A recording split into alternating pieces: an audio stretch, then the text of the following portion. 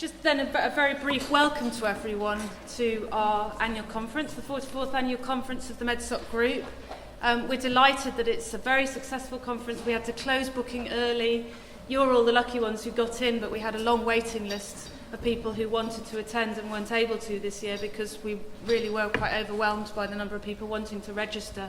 So that's absolutely wonderful for the discipline and for the community, as well as for the conference itself. Before we start, a couple of housekeeping points. Very briefly, we're not expecting any fire drills, but we're asked to remind you that if an alarm goes, we should all leave the building. The car park is the area to assemble in.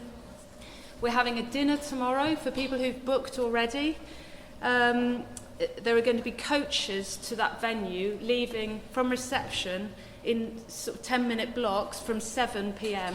So start to come towards reception to get on a coach around 7, and we're going to tick you off and onto the coaches and take you to what's called the People's Centre, which is a kind of community centre that also does catering and entertainment in Leicester. And we wanted to show you some of the diversity of local culture. So we thought that was really nice to get off the conference site and to go into town for tomorrow evening.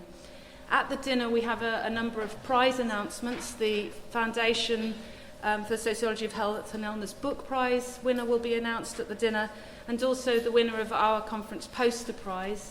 There's a prize based on votes from all delegates. So in your little name badges, you also have a voting slip for that prize. Not all the posters are up at the moment, I'm afraid, but they will all be up for a poster viewing session tomorrow early evening, at which there'll also be some wine and a reception by the University of Leicester. So there'll be time to view the posters. Please do vote so that we have lots of votes for that prize, and the winner will be announced at the dinner. Finally then, in terms of other organisational things, we have the AGM of the group. As people will know who've been here before, it's traditionally on the Thursday lunchtime. So there's a short period of time where you can get some lunch and then come just across the corridor to the room where we're having the AGM, which is the room behind the bar in the John Foster Hall. Everyone's invited to our AGM, but only BSA members can vote at it. We don't police this, but that's the rule. And we only need 30 members to be quorate, but it's very nice to have as many people as possible there so that diverse views are represented and new ideas can be heard. Very briefly, there will always be a few last-minute cancellations. Some of those have been in an insert in your programme. Others come too late even for that and are posted on the front desk by the reception. There's just a daily poster we do with any further cancellations. I was asked to point out that the mental health AGM, which follows this session, there's an amended abstract for that up there as well. I think that's all for housekeeping. So I'm able to then move on to much more interesting things, which is to introduce Professor Kathy Charmaz. I think she needs no introduction to this audience, both for her methodology work and work in substantive areas of interest to medical sociologists. Kathy's come a very long way to speak to us. We're extremely grateful to her for taking the trouble and taking a very long flight from California to be here for the conference, and I know we're all looking forward to hearing her speak. So thank you very much, Kathy.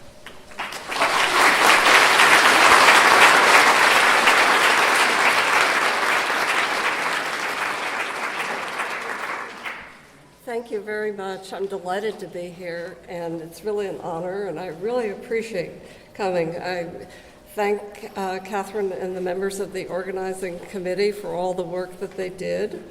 I certainly thank Catherine for getting me here without incident, and I am delighted to speak with you about grounded theory. I'd like to tell you about the first talk I gave at Leicester some years ago in 2006. I was the opening keynote speaker of a conference on marginalization in psychology. It was another lovely invitation. And when I got off the train and started walking up that slight slope to the hotel, I fell flat on my face. My glasses cut into my eyebrow. I was probably off balance because I had a backpack with a little computer and I was dragging a roll of bag. My balance is never too good anyway. So 2 young women got very perturbed and they said, we've got to call an ambulance, we've got to help her. And I said, no, I'll be all right, I'll be fine. Oh no, we got to call an ambulance. So an ambulance came, sirens ringing, big to-do, and they brought me into the ambulance, and these 2 young men said, well, I think you will be all right with the steri strips, but we can get stitches. And I said, oh, I think I'll be fine, just need some ice.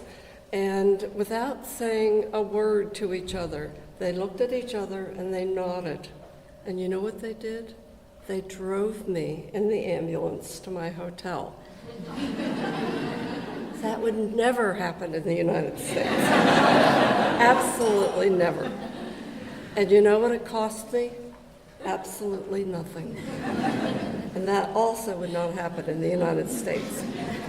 In the town where I live, an emergency vehicle with 2 emergency medical technicians would cost, at very least, approximately $1,300 US. If the cost would rise, if the treatment's more serious and required more trained paramedics who are more skilled, if you had more distance, further to go to the hospital, and would this medical adventure be paid by your insurance? Maybe not. Particularly if the decision was, well, this really wasn't that much of an emergency. She really didn't need to go to the hospital. Then it's cash on the line for the patient. Of course, it might be cash on the line anyway because you have deductibles, and your deductible might be $5,000. So then you end up paying several $1,000s for this emergency visit. So the moral of this story is preserve your National Health Service.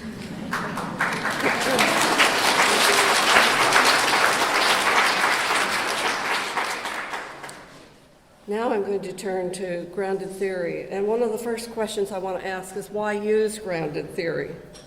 And in which ways does this particular method have power and potential? And to enable us to answer these questions, I'm going to think about what grounded theory is from my perspective, and how to use it to get to the power and potential. And I hope not just to talk about grounded theory, I hope to show you with some examples of using it, how you can move your work forward.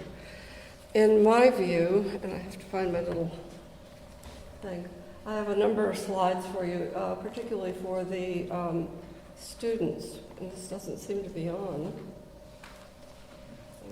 Can you use just the arrows? Okay.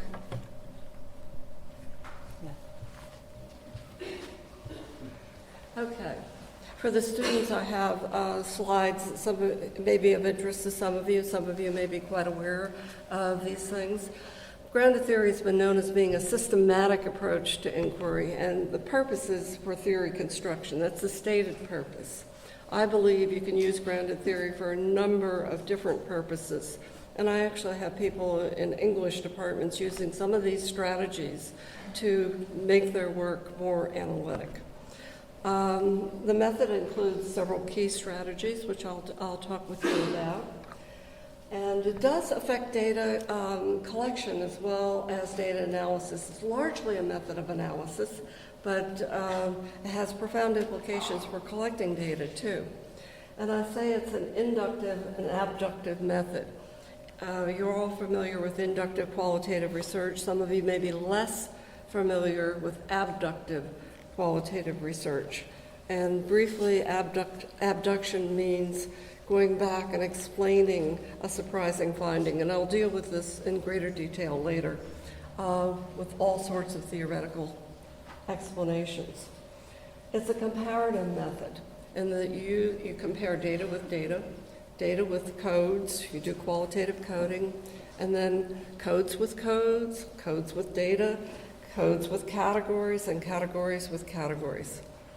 I argue that it's very much an interactive method because the method itself keeps you interacting with data, keeps you interacting with the voices of your participants if you observed or did interviews, and it also keeps you interacting with your emerging analysis. So it's a method that really helps to keep people on track. It helps you get your projects done, and that's part of its power, is that you can get your projects done. I'm old enough to know that sociologists who were ethnographers and anthropologists, many of my generation of social scientists who did ethnography, which I did as a very young person, never finished their projects because the tendency was to go out into the field like I did. I went and lived in an institution at one point that served really the very, very poor people of one county who happened to have disabilities of one kind or another. Some of them were like alcoholism, and others were physical disabilities, and others were the issues that came with aging and becoming forgetful and things like that. So I had this data, but it was very thin. And I only wrote one paper from it. And that was so typical. It wasn't my doctoral research at all. It was between my master's and my doctorate. But so many people didn't finish their work or could have done a lot more with it, as I could have then. And grounded theory does help you get things done. So in my view, grounded theory means remaining open to all possible theoretical understandings. I don't agree with Barney Glaser, and I will be giving you some comparisons as I go along between what I consider to be the three major variants of grounded theory: the constructivist version that I've developed, the Glaserian, more objectivist approach, and the earlier Corbin, Strauss and Corbin. I feel very strongly that the 2008 revision of Basics of Qualitative Research by Julie Corbin and Anselm Strauss comes much closer to the method and the perspective that I have been using. Now, with grounded theory, you do develop these tentative interpretations about data through codes and very beginning categories, and you check them.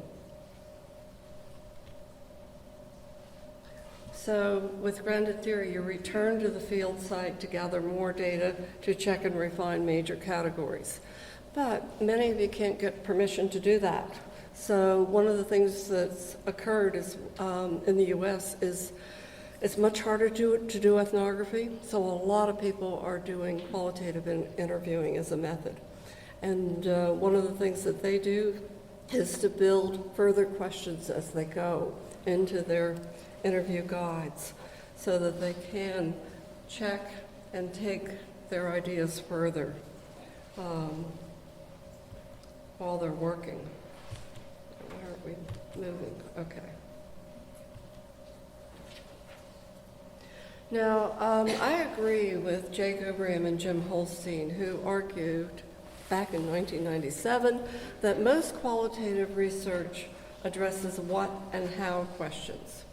Like, I want to tell you about what grounded theory is and how it works, but I also want to give you some reasons, some understandings.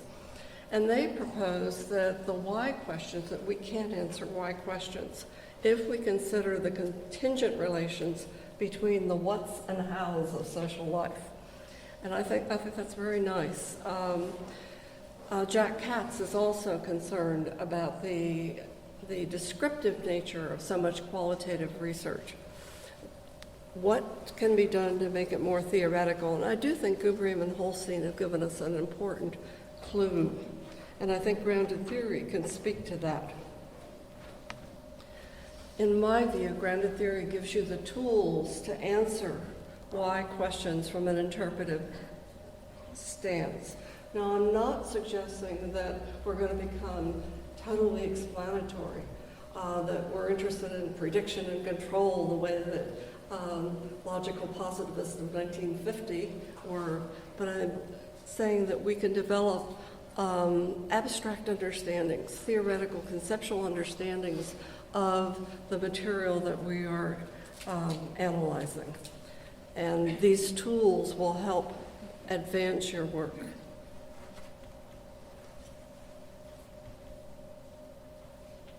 Okay, so from the very beginning of the analytic process, you're going to start looking at why questions and thinking about why questions. And you're going to be comparing data with codes, as I mentioned. But one of the most important things is grounded theory fosters studying your emerging analysis, and then you focus your data collection. Now, do most grounded theorists create theory? I don't think so. I think many follow an iterative approach of going back and forth. Many use comparisons, and relatively few construct theory, but the potential is there. And many of you may realize that potential in a much more systematic way than has happened in the past. Now, with grounded theory is a method that studies process, but it is also a method in process. It's a method that has some changes, and of course some of the changes are contested from within and without. But I believe that grounded theory can help you pursue varied objectives. It can help you address diverse areas, and you can use it for such diverse purposes as social justice research, policy analyses, organizational studies, societal issues, and social psychology. I'm known as a microsociologist, which has been my specialty, but the method is more than what I do by far and has many more implications. Anselm Strauss was trying to take it into the organizational level with his analyses of social arenas, social worlds. Adele Clark, I think, has moved it forward with her situational analysis. She says she's not very interested in individuals. And I got an email from a graduate student in Asia. She said, I know grounded theory is about individuals. No, it's not about individuals. It's a method that you can use at various levels of analysis. I do think that grounded theory has had profound implications for qualitative inquiry.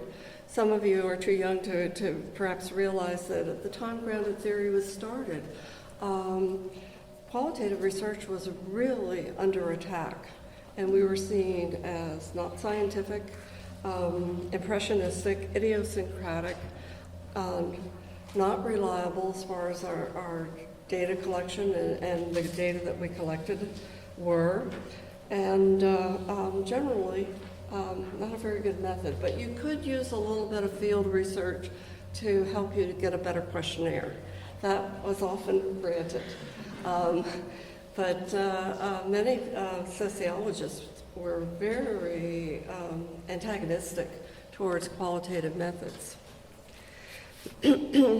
Now, as a couple of the differences between approaches, first of all, I feel that the epistemological questions are important. Barney, Glaser, and his colleagues argue that grounded theory can be used with any epistemology, but they don't consider the epistemological implications of their own work in the same way that some of the rest of us do. And I think Julie Corbin has moved much more in that direction in the past few years. So grounded theory has had an effect on qualitative inquiry, but I also believe that, and in my own case, qualitative inquiry has had a profound effect on the articulation of grounded theory that I've come to. I was of the generation that was very influenced by Thomas Kuhn, and physical theorist of the time. I read quite a bit in that area. When I was a brand new graduate student, it was just dazzled by it. And I realized that during my whole graduate education that there was a tension between the epistemological assumptions of relativity and looking where the viewer stands, the relationship of the viewer and the viewed, to what we did in qualitative research, because there were still those residues of trying to be as objective as possible. I think it's important to be as fair as possible, and particularly as fair as possible when you are talking with and representing in some way your participants. However, I think we always come from standpoints. We always come from a historical era, from a particular culture. Class can be very important in how we view the world and what we see, and particularly when we are investigating in our research people who are very different than ourselves. I think it does call for openness and a willingness to learn, a willingness to have some wonder about the world rather than answers about it before we start.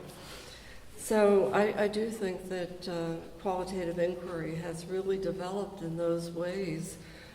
Things about the researcher's roles, our relationship to our participants, the reciprocities that we have with participants. To me, all those things are important and need to be entertained. And I'm really glad that people are writing methodological papers now and disclosing what they did and how they did it and what happened, and sometimes disclosing their mistakes as well as their successes. To me, it's important. Now, some of you might not realize, but Barney Glaser to this day sees his vision of grounded theory, his form of grounded theory, in opposition to qualitative inquiry. And he's very concerned about people just becoming regular qualitative researchers. I see the two as very compatible and can complement each other quite nicely. Although I see that some things have happened over the years that I think people have misunderstandings about grounded theory, which I hope to be able to clarify. And qualitative inquiry has adopted several major strategies of grounded theory, particularly coding and memo writing. Almost everybody does some sort of qualitative coding these days, and many people write memos about their codes. But in the process, I argue that grounded theory has become somewhat generalized and diluted, that it's been, the power of it's been diminished as qualitative researchers have worked with it, and I'll tell you a little bit about more about that later. So, what are the distinctive methods of grounded theory? I'll talk about that. And these are just some strategies that we use, and I'm sure most of you are familiar with them. That's one thing we do, is we can control the process and expedite it. Now, like the method itself, coding is inductive, deductive, comparative, interactive, and iterative. It replicates, it reproduces the style and method of grounded theory itself. So we're going to get to coding. Okay. Now, one of the first things we do with coding is we do code for processes, not for topics or themes. Most coding, in my view, is concerned with topics and themes.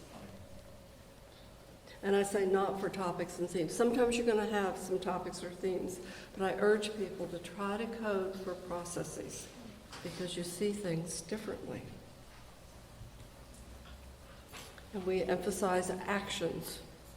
I'm sure that's where Anselm Strauss had a real connection with this method, because In so many ways, Anselm was a theorist of action, and definitely not of individuals. Adele and I were both quite upset when the second edition of the qualitative Basics of Qualitative Research put the individual at the center, because for Anselm it was always action, and what the action is, whether it's collective or individual. So we try to embed action in the very codes that we use. And we use gerunds. Now this is tough for most of us. A gerund is a noun form of the verb, and it's not the way that we Americans think, and I suspect it's not the way that those of you from the UK think, that we're more likely to think in terms of structures, discrete structures, and we like to categorize structures. But to see the connections between the structures is, in my view, not as consistent with our language as is putting a label, putting a category on something. So our coding processes become iterative. We go back and forth, and you can recode again. You don't have it written in stone once you have done some coding. And I'm going to give you an example of thematic coding, which makes sense. Oh, I have friends misspelled. Sorry about that. Okay, this is a quote from an interview where this woman was put into a hospital basically without her really agreeing to it, and getting stuck with the doctor that she didn't want, and it sounded like the doctor was very harsh with her. One of her diagnoses was lupus, and in a room like this, she would have to wear dark glasses. It was intolerable for her. So he was telling her that she had to take off her dark glasses, ordering her to do it, and she refused, and he got very angry. So from the very beginning of her interviews with the doctor, her medical interviews, she was in conflict with him. So the notion of friends, the floor, the hospitalization, the conflict with doctors, all makes sense, right? I'm going to do a closer coding with grounded theory next.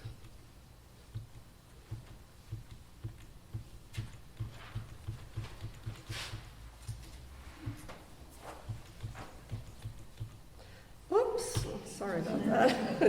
Come back. Okay. You can see it's much more close, and I have a lot of actions. I have things about losing choice, dwindling control, accounting for the MD's behavior. What was happening? So I'm asking the basic question from grounded theory is, what is happening in these data? And I'm making these codes as close to the data. This is a heuristic device. This is not the all of reality, but it's a helpful heuristic device to do this kind of line-by-line coding early in your research process. And then you could see that you can develop questions if you're going to do an interview project as you do this coding, and then go back to people and ask more focused questions. And it can really help you move your material forward and develop an analysis, I think, more quickly.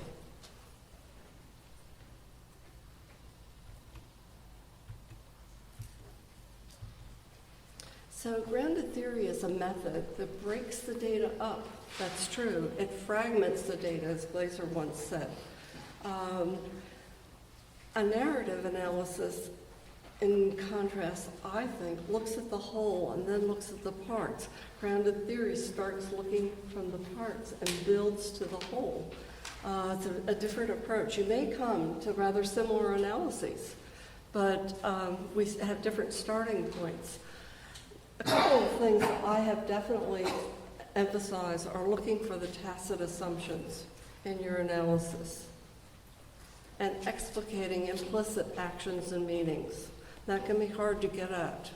And this is where an observational study has an advantage. If you're a keen observer, you witness those tacit actions and meanings just happening in the setting itself. Where in an interview study or a study of documents, you may need to piece them together, and it may be a slower process. But I really emphasize looking for tacit assumptions. And I felt that earlier grounded theory works tended to go around the phenomenon, whereas I'm emphasizing trying to go into it, the phenomenon, as much as we can. And of course, we can never get into the phenomenon quite the same way as our participants do, even if we share central experiences with our participants, because we already have sociological perspectives, and that makes a difference in how we view the world and our own experience. Now, another thing with grounded theory coding, this kind of close coding, very early, helps you to identify the gaps. Helps you to identify the gaps in your data, so again, you can focus your data collection more clearly. It's so often the case that when people don't do the simultaneous analysis and data collection, which many qualitative researchers do, they may not do it quite as closely or in the same way that a grounded theorist might. But if you don't do it, and then you start looking at a batch of interviews, oh, I wish I had collected such and such, or I need some data on this other area, and you don't have it. So I do recommend that. Okay, so these are some initial questions. Now, the additions are from whose point of view, what does the data suggest, pronounce, and assume? Those are my questions.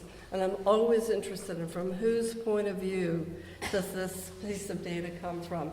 Who does it represent? What kind of collectivity, not just individual, but what kind of collectivity might it represent? And that's another thing then that you can check, you can look for. Glaser's question about what theoretical category does this data indicate is important. It's a really important question because people go in with a certain kind of theoretical perspective and they might think that they're doing a paper or a project on, say, social worlds, and they may find that they have something that's much more important on communication, that the real theoretical categories are going to be dealing with communications and what are the conditions under which certain types of communications work as opposed to when they don't. And then Corbin and Strauss add this: when, how, and with what consequences are participants acting? I think that's a nice question.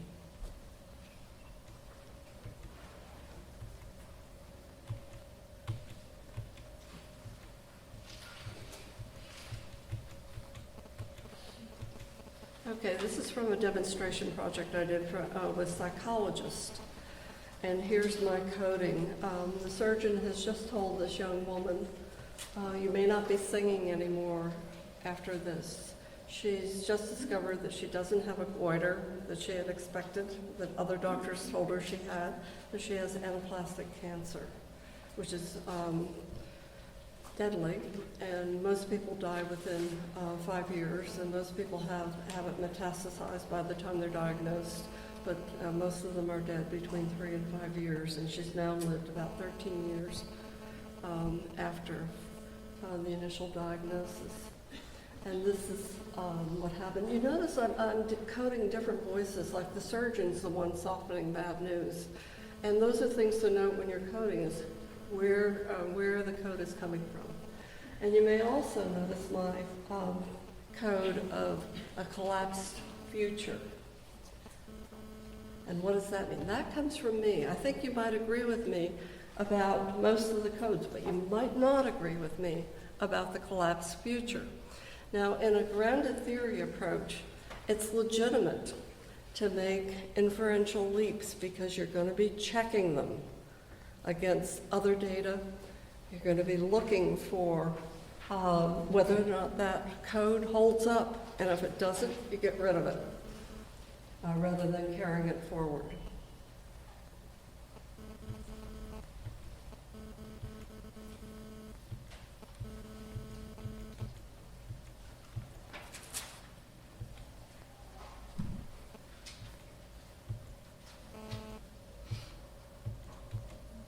Okay, and this is a coding of a young woman who was a gymnast. And she was brought to this university to be an athlete. She didn't make the first team the first year, and she was very disappointed about that. So she worked extremely hard to make the gymnastics team, and she was getting there. She was getting there. And then this injury happens. She was coming down fast, and then she feels something doesn't feel right, and then she feels her right elbow, and there's no elbow anymore. Her arm was contorted, and the Velcro sound was coming from her elbow. So she says, I'm holding my arm, feeling the new bend created by the fall to the floor. Then it hits me. Look what happened to me in a split second.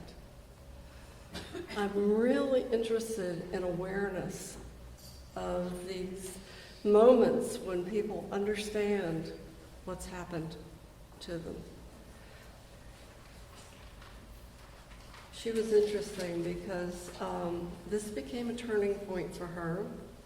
And what's really interesting is she was able to mend. She didn't have to have surgery after all. And her teammates and the coaches gave her a lot of support, and she worked very hard, and she not only ended up on the team, but captain of it. So she's one of these stories of working through her situation and being able to go beyond it and overcome it. So I'm interested in comprehending the ominous moment. That's my category now. And I want to show you, not just tell you about how grounded theory can move your work forward and give you some power. I'm looking at the rapid successive cues.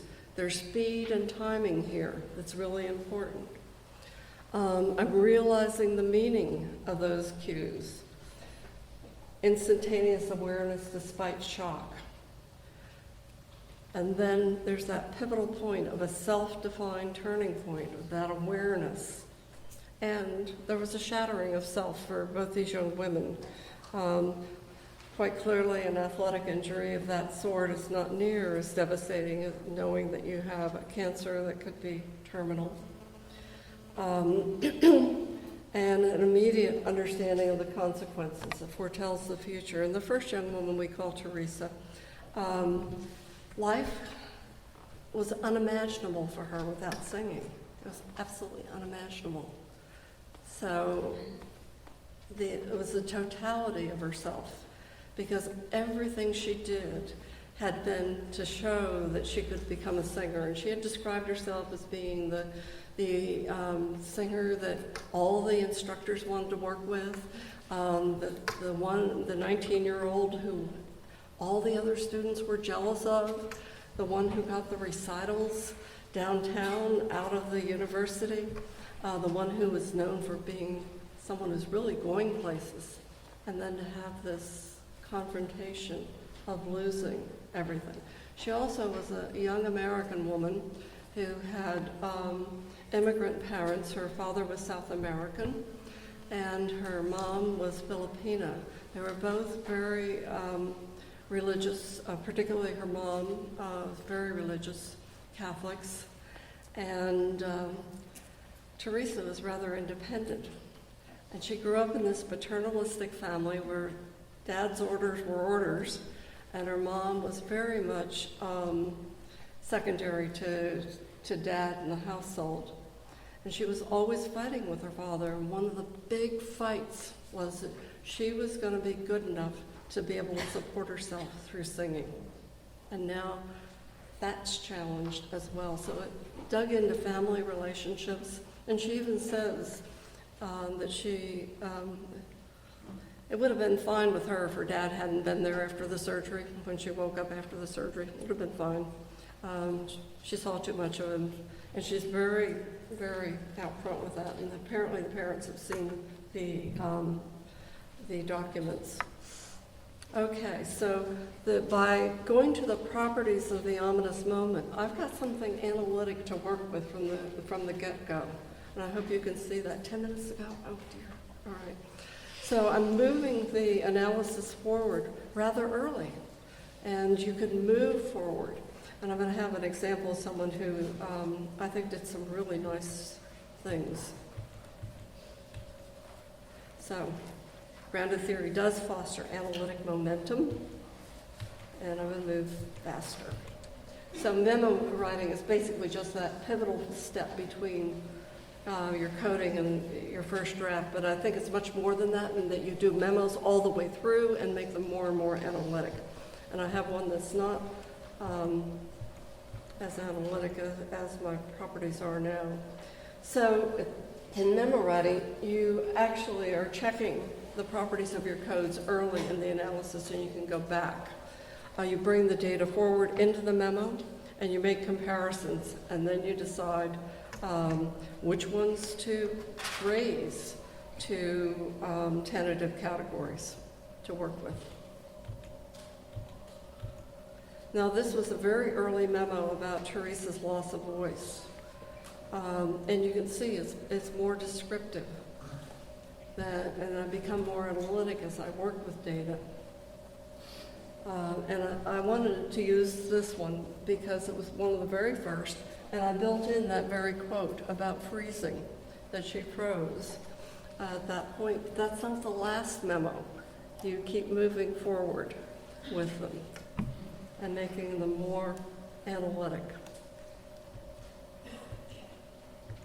This is just an addition to the same memo, because I did emphasize immediacy, force, and severity of impairment, intensify loss of self, and the sudden thudding awareness, which I'm working with now in a more focused way. And so I have another little bit of data there for you. But the conditions of the tumor just popping up without warning. It's like when you get up in the morning, you look in the mirror, you've got a big lump, and nothing had been there the day before. That's what happened to her, essentially.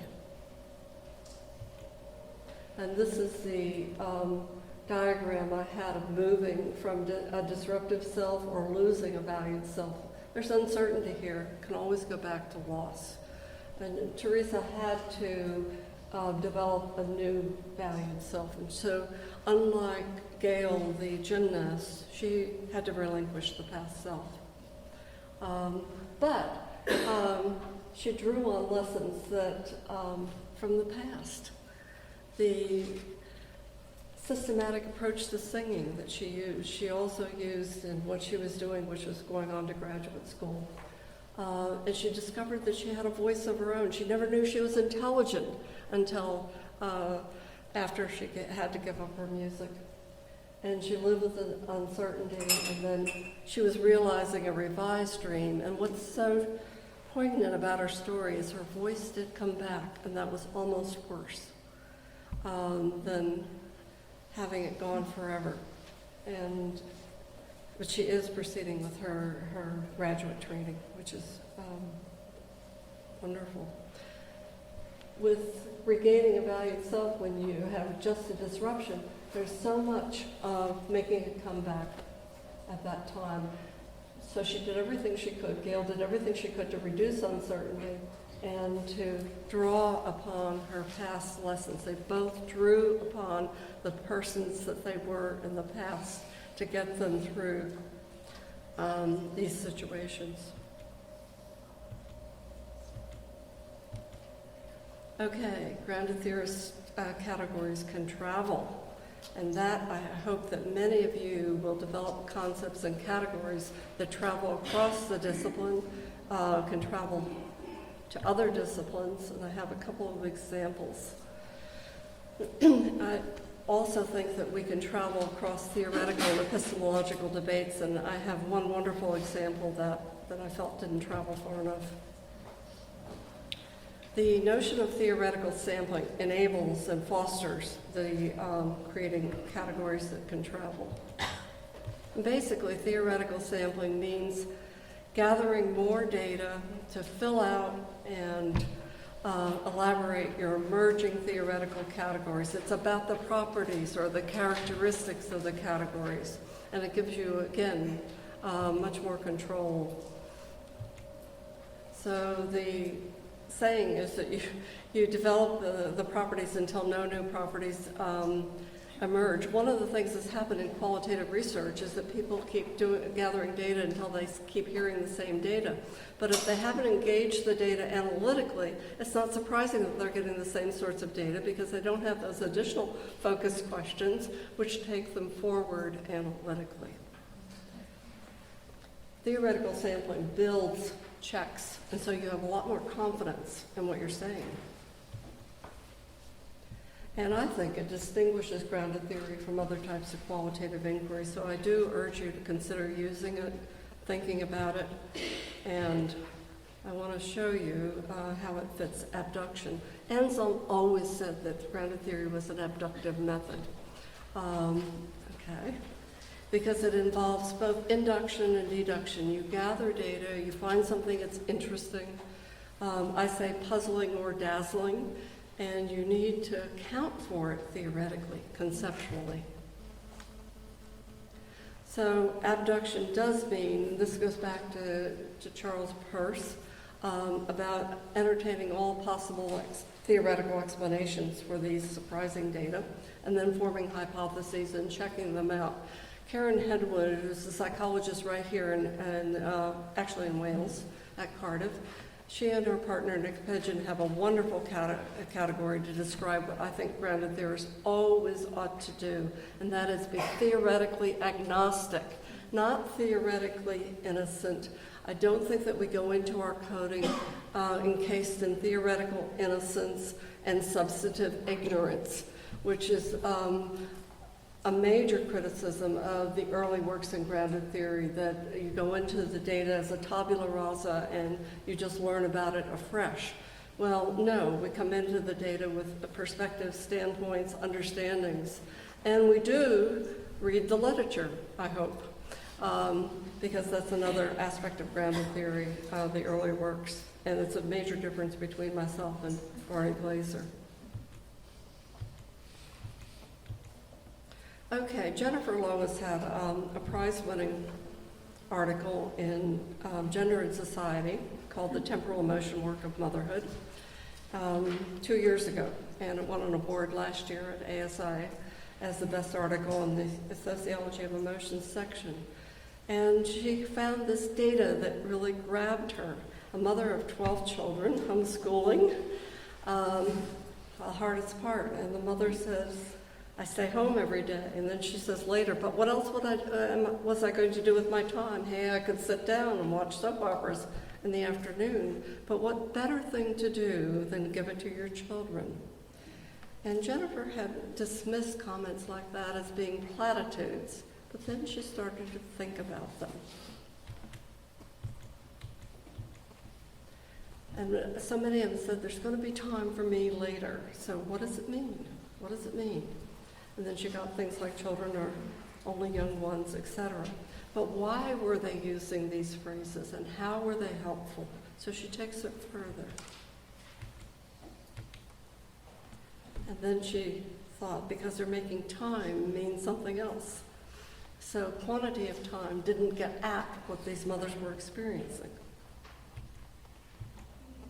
Okay, she had a category, and many grounded theorists would just stop there and explore time sacrifice. She actually went on.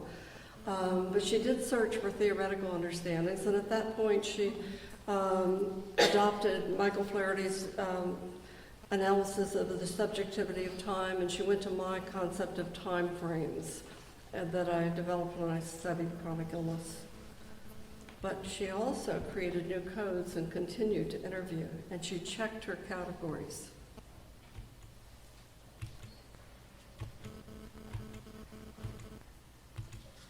Now, what she did with that is she developed this notion of temporal emotions, which I think is very nice, that can only be felt by crossing time frames.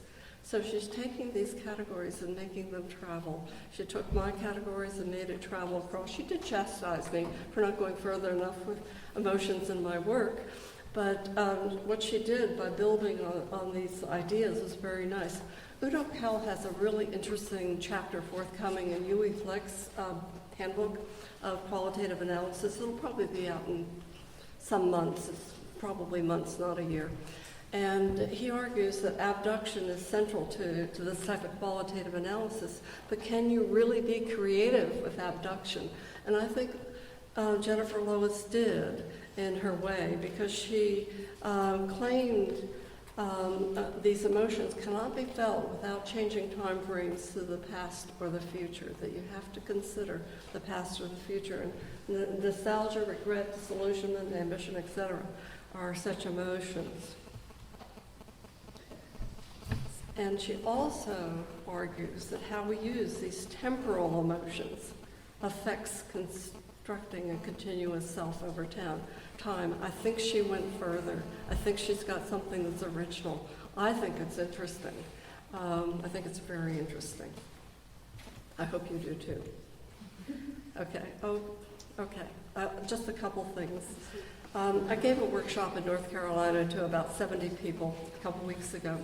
And not only one person knew of Susan Lee Starr. I won't ask you how many of you do. I know that she was at Leeds for a few years, some years ago, and some of you might have known her personally. She died precipitously 2 years ago. Her dissertation was this book. It's a 1989 edition. It's a wonderful book.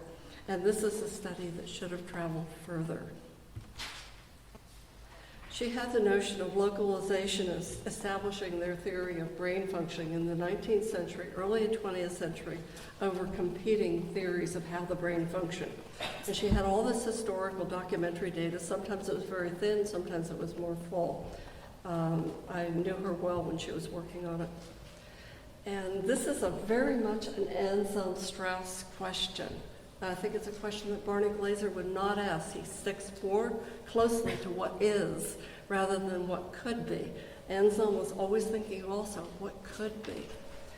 And she was stuck. She was overwhelmed by the complexity of her project. And then he asked, what would it have taken to overthrow the theory, the localizationist theory? Because they won. They got their theory implemented.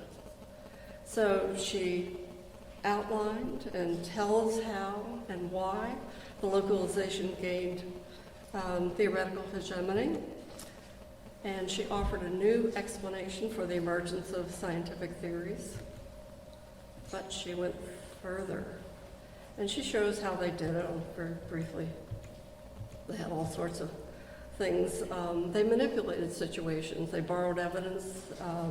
They evaluated procedures rather than actual technical failures. They generalized from case results, and they reduced epistemological questions to debates about technique. But they won. They did a lot of manipulating, and she documents that really well. But what she does is she challenges the theoretical conceptions offered by Thomas Kuhn, and her analysis just should have traveled a lot further. It's really provocative. So with Kuhn, it was a critical mass of anomalous findings versus a paradigm change. But she talks about the practical negotiations in everyday work, and that anomalous situations are part of everyday scientific work at every level of organization. So she's talking about doing scientific work and developing scientific theory is interactive and developmental. It's not a revolution necessarily. It's very provocative, I think. So I'll just give you a few things about constructivist grounded theory.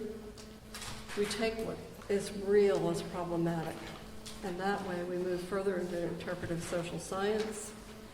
We do look for multiple definitions of reality. Looking at standpoints that I mentioned earlier can give you some cues into finding those multiple definitions. And we do attend to language and action, and I think that comes straight from Anselm. So, and that's something I hope that you all do. Look at how experience is constituted and how structures are enacted, and then become rigidified. So, thank you.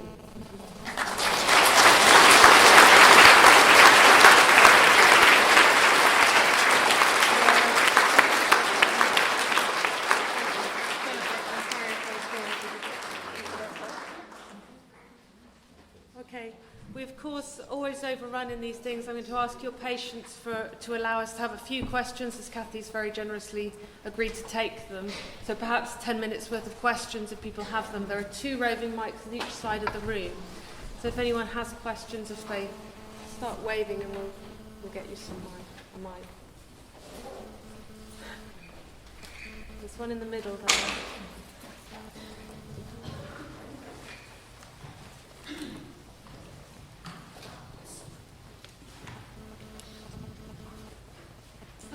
I really enjoyed that. Might just be a point of clarification for me. Mm-hmm. Could you tell me a little bit about the kind of data that's collected in grounded theory? I was thinking particularly that you focus on linguistic data, and obviously one of the aspects of qualitative research is that it doesn't necessarily express the whole of what is important in a social situation for anybody. Let's say the multiple definitions anyway. And associated with that, so that's one issue, and associated with that is the whole issue of the status of the research subject, and whether, with grounded theory, you may take account of researcher reflections on the process, and the way in which if you have a journal and you document your reflection and how you feel, often it's about how you feel and how interactions feel. So again, it's the issue of the extent to which grounded theory can deal with what is theory-laden in a way, that there's a lot in there that isn't linguistic. Thank you. Okay, so what she was asking about linguistic data?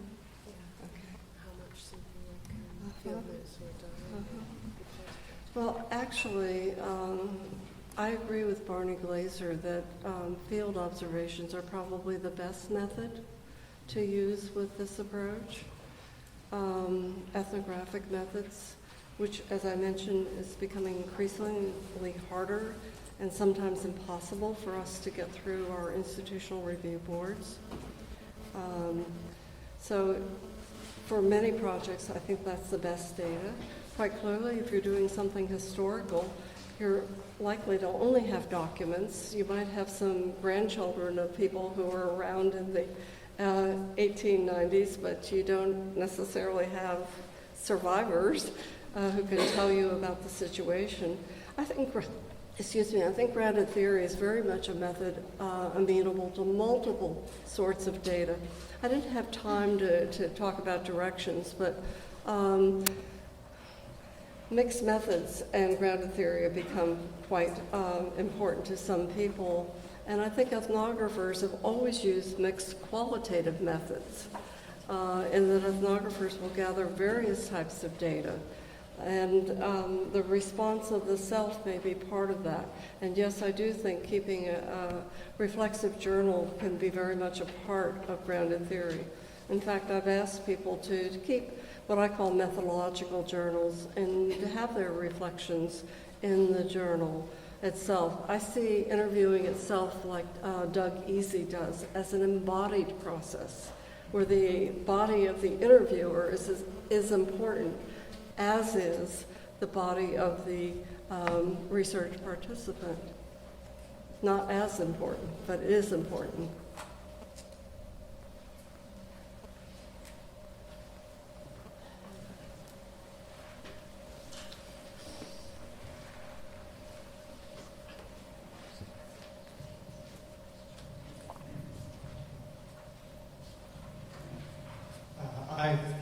was a very clear explication of the position.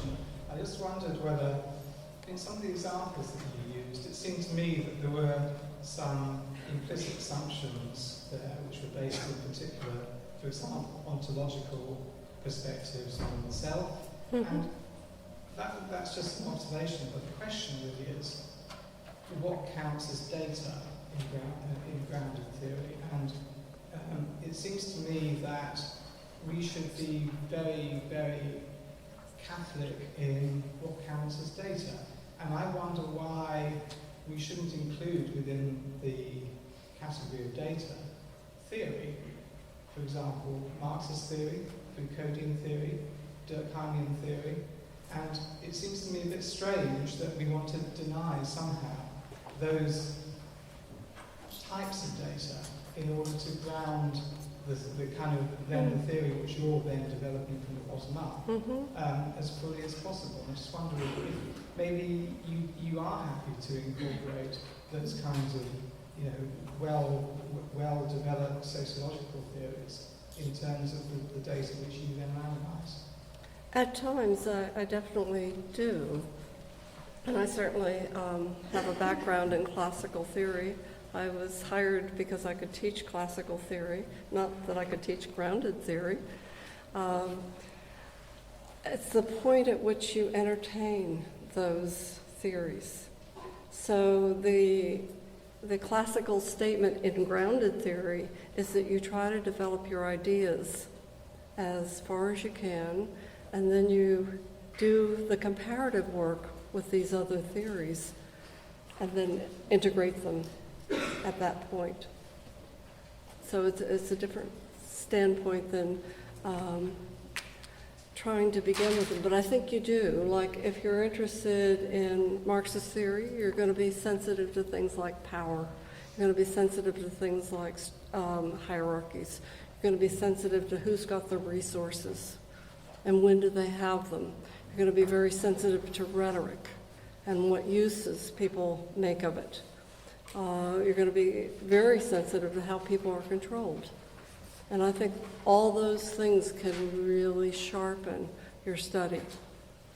As you go in, then gather your data, but be willing to change if those preliminary ideas don't hold up, and move on. I think often we don't take into account thoroughly enough such distinctions as Marx provided. Okay, we'll take this as the last question then. This is one at the front.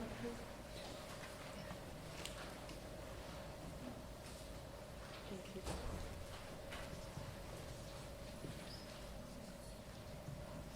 Thank you. Just a practical question, really. I'm trying to, I've been through medical ethics, and I've put my proposal through, and I've said that I want to use social constructive bound theory. And I've had to present interview schedules in order to get through the committee, and they said they're very nice, thank you. But if you make any changes to them, you have to come back as a major amendment. Does that mean I have to abandon this approach? Or I don't know. And have you come across this in your practice? I've been able to negotiate.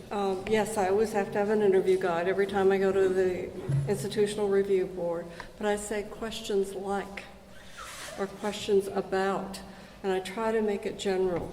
And I also build in the approval to go back to people.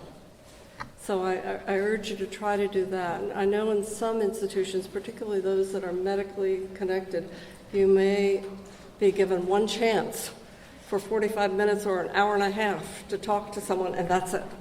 But one of the things you need to do is also have advocacy. And I urge people to participate on institutional review boards who are qualitative researchers, because you can do a lot of education and open these boards up some. So sometimes they appear to be more rigid than they actually are. Sometimes they are rigid. And sometimes they treat different individuals selectively differently. because they don't like your discipline or they don't like your mentor or something like that. And so you can have some idiosyncratic things entering into the process. But I try to make your questions as open-ended as possible so that you can build in change in them all the way along. Thank you. Thank you very much. I think we're going to leave it there. Thank you, Kathy, for taking questions as well as giving us a very interesting and rich discussion of this method. It was nice to end on an action point, actually, that we should all go out there and populate these boards and get involved in them. I just flagged that there's some sessions tomorrow, so one that's organised by local researchers actually on doing ethnography in NHS settings. And unfortunately, we've had to cancel our Meet the Author session with the winner of last year's FSHI prize because of visa problems. He hasn't been able to come from the States. That's in your programmes, but we're replacing that with a session on the practicalities of getting ethics for ethnography that will follow that Leicester-led session tomorrow morning. So there's two discussions of some of these very issues around actually doing these projects and getting approval to do them. This evening now we have dinner in John Foster Hall. Most of you have seen that already at lunchtime, in about an hour's time, and then through the evening. There's a bar just over the way from that dining room, which is open for the evening. Members of the committee will be in that bar before dinner, and it particularly extends an invitation to anyone new to the conference, but actually to anyone else as well, to come and have a drink and meet each other there. There's also the mental health study group AGM is happening in this slot for people who want to go to that. Thank you very much. Have a nice evening.